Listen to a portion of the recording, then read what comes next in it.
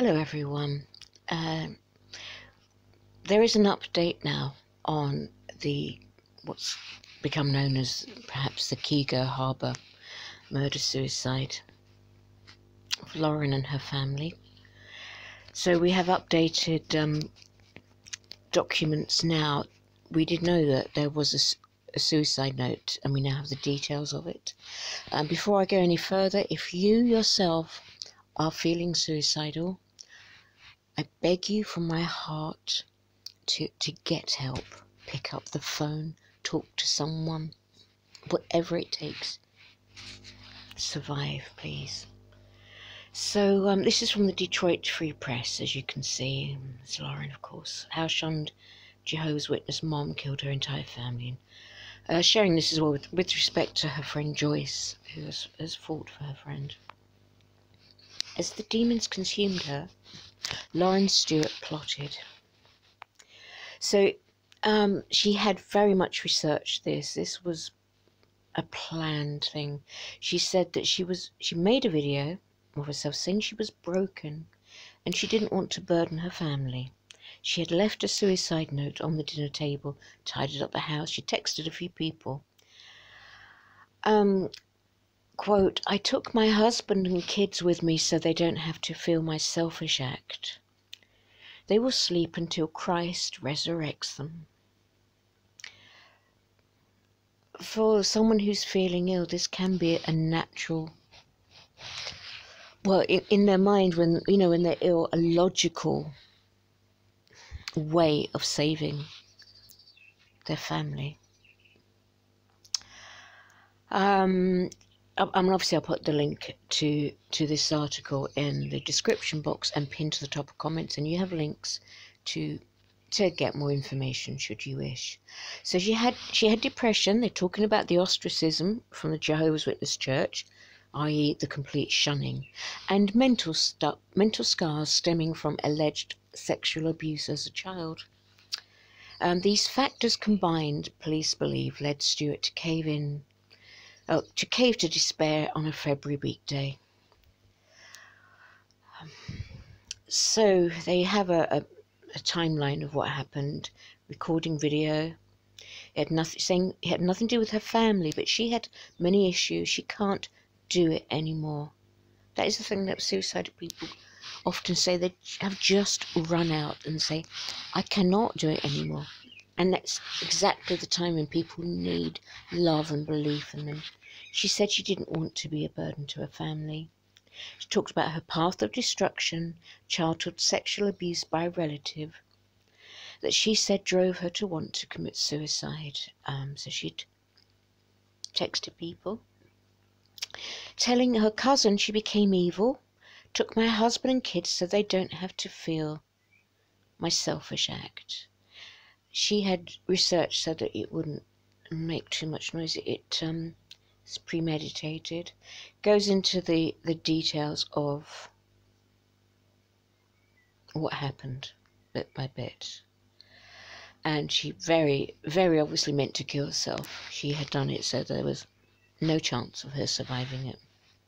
Police interviewed multiple family members, friends and neighbours who described the Stewarts as a quiet and sometimes odd couple who were estranged from their family because of their leaving the Jehovah's Witness Church about 10 years ago. Now, we've had information that there were problems because they sent their children to college, not approved of, and that Lauren thought she was one of the anointed, and that can be looked down on. So she had 11 siblings, and she had suffered from depression for decades. And that got worse after she had her children. So she had a long period of this. In recent months, she became religiously preoccupied and went off on rants. Lauren's father told police that he had not spoken to his daughter in years, and that her mother died when she was 13. Oh, bless her. This is Watchtower land. The splitting up of families. He said he never cared for her husband and that he believes Dan pulled Lauren away from the family. One of Lauren's sisters told police that she had not spoken to Lauren in 6 years and that she too believes Dan pulled Lauren away from the family. I'm just thinking for her what that was like. I mean, 12 children. Gosh, that's so unusual. I mean, you're surrounded by people who know you. I mean, it must be hard to have a quiet moment in a household of 12 children, whatever age group they're spread over. And to go from that,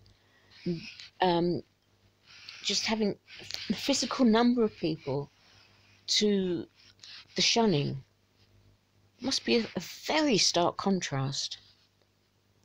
The sister told police that Lauren and her husband both suffered from mental illness and they fed off each other. She said, here we go, she said her sister was deemed, quote, apostasy for speaking out against the JWs and leaving the organisation governing body. This is what you wreak. This is the scorching of your members, scorching of your sheep. Police put, it is clear that Lauren showed symptoms of severe depression and displayed abnormal behaviour leading up to the incident. It would appear that Lauren immersed herself in her own world of her version of religion and increased depression. She got no help, no professional counselling, no prescription drugs were found in her system, and although there was no alcohol in her system, there was a bit of marijuana in her and not much in her and her husband and son. That, coupled with the loneliness, the loss of family and friends over religion, and childhood scars, manifested, magnified, and drove her to do what she did, police concluded.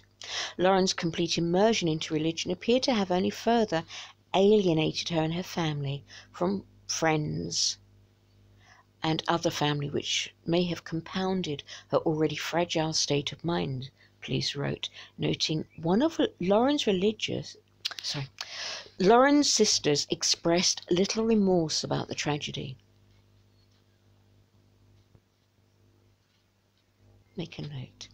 In a statement that perhaps best exemplifies that this is the reporter saying this.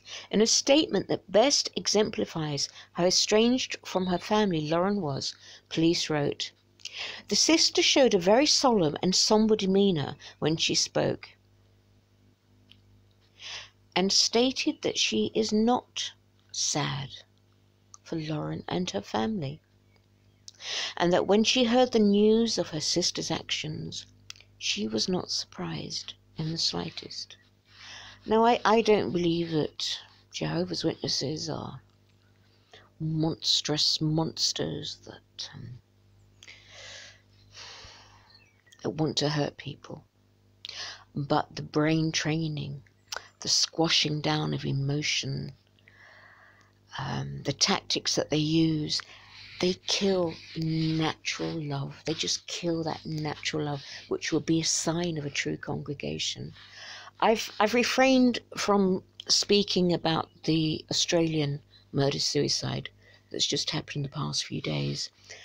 It has been noted the father's reaction. It correlates a bit with his sister. I mean, for him, I don't know how to lose 4 children, to have your 4 children murdered and your estranged wife. You can just go mad anyway. So he has to do the best he can with that. But there is this Jehovah's Witness training. How can you say that you're not sad for Lauren and her family? I mean, what she went up to that point, yeah, you can sort of say, I'm glad she's not suffering. You know, many of us have known people with terminal illnesses, very sick. When they die, we feel so much loss, but we do feel relief for them. Our love says we're glad that they're not suffering like that anymore. But did we see anything nice from the family about her? There was nothing. Estrangement, the shunning, was a feature. So rest in peace to that family, and